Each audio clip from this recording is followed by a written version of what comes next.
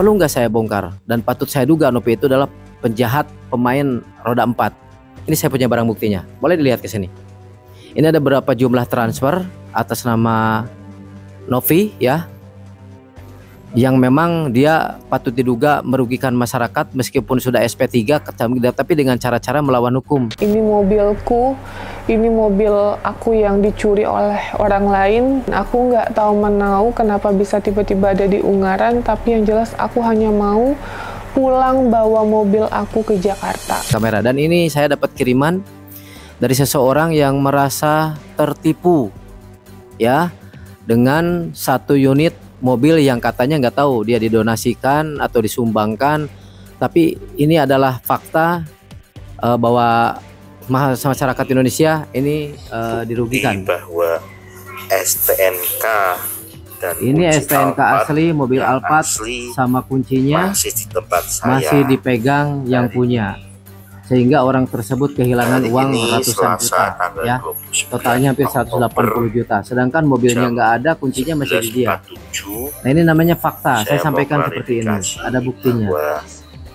STNK asli dan kunci Alphard, semua peserta bukti transfernya masih di tempat saya. Jadi kalau si Novi jual Alphardnya, berarti dia menggunakan STNK duplikat. Gimana kabarnya ini?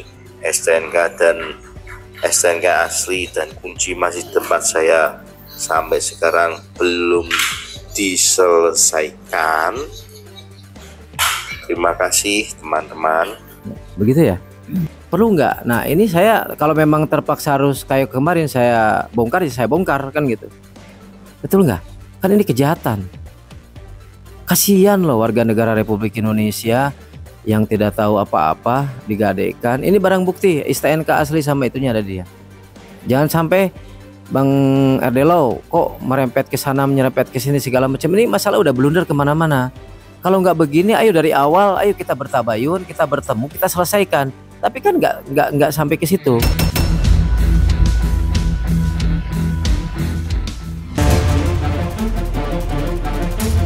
Niko juga asik, Niko tuh orangnya asik banget gitu loh. Saya sering jalan sama dia, kemana sama dia tuh Niko tuh orangnya asik. Sama Niko juga temenan, sama temen zaman kita masih ya dibilang serudak-seruduk lah. Percaya nggak percaya. Jadi saya nggak bisa bilang statement bahwa oh Niko keseret karena masalah ini atau nggak keseret masalah ini, saya nggak tahu. Tapi saya percaya nggak percaya aja. Bukan lihat langsung. Ini saya luruskan lagi. Tim saya yang melihat.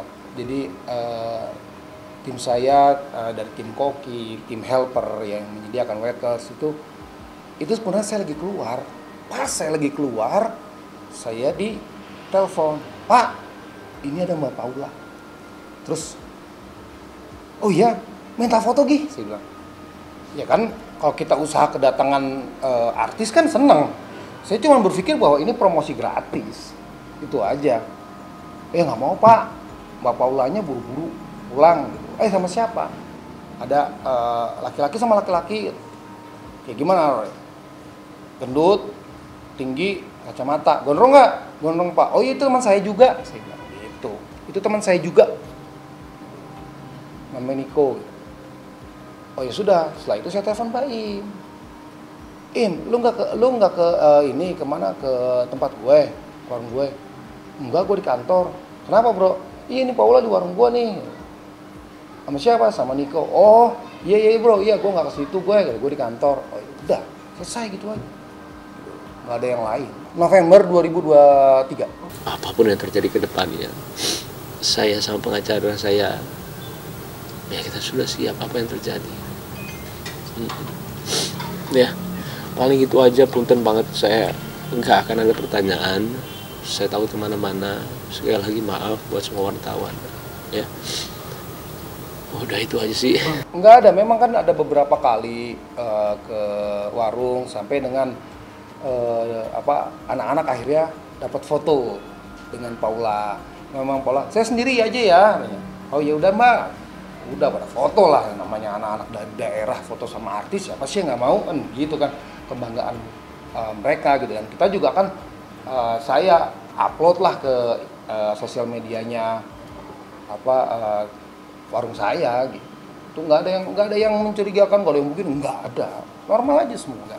Karena tadi saya bilang ada sekitar 2 kali 2 sampai 3 kali lah kurang lebih, saya juga kurang paham, itu ada di tempat saya gitu. Setelah itu saya nggak tahu lagi, dan ini kan nggak beredar gitu, nggak ada beredar isu-isu yang seperti sekarang gitu. Jadi kita fine aja, saya juga fine aja, santai. Kalau memang itu diperlukan ya mungkin saya datang gitu, karena ya memang nggak ada gitu loh. Saya kan bicara fakta aja gitu. Sekarang orang cuma datang kok makan, emang siapa yang salah? Kan nggak ada yang salah gitu loh. Walaupun dia Paula sama Niko datang ya karena kan kedekatan si Niko sama Baim itu kan dekat sekali. Kalau dia dekat sama istrinya wajar, bener apa enggak? Gitu loh. Ya mungkin Niko nemenin Paula makan, why not? Iya, praduga tak bersalah itu kan ada ya. Mungkin kalau saya kaget dibilang, ya masa sih gitu aja, masa sih kan ya namanya kita temenan semua gitu kan, masa sih? Cuma kemungkinan itu ada, kita nggak tahu, orang kita hidup, bener nggak? Kita kan hidup, yang nggak mungkin kalau udah mati pasti nggak ada kemungkinan lagi gitu. Kita hidup, kepala boleh hitam sama hitam, hati siapa yang tahu? Nggak ada yang tahu gitu ya. Kalau saya sih mudah-mudahan tidak gitu.